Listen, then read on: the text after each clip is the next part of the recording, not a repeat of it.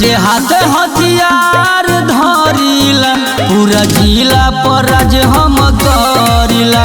रोजे हाथ हथियार धरिला पूरा जिला पर राज हम करिला। सही में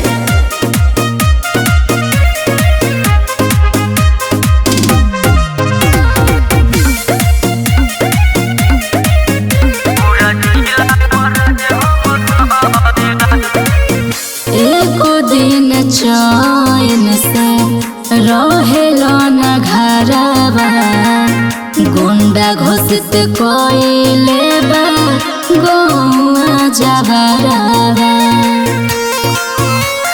काहे न बुझत हो?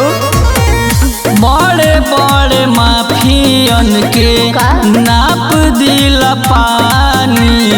अच्छा सब का से अलग बाटे हमरो कहानी।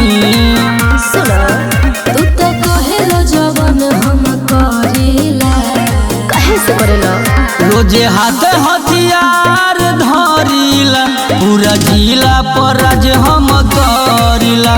रोजे हाथ हथियार धरिला पूरा जिला पर राज हम करिला।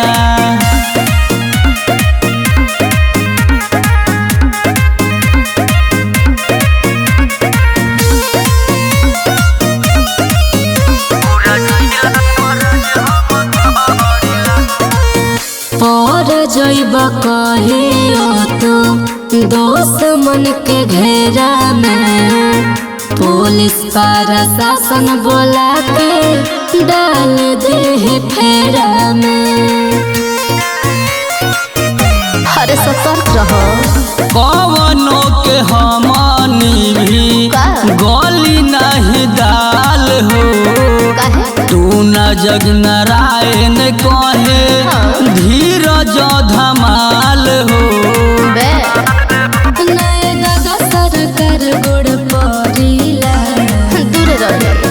रोजे हाथ हथियार धरिला पूरा जिला पर राज हम करिला। रोजे हाथ हथियार धरिला पूरा जिला पर राज हम करिला। का बुझलू? बुझ गई हो।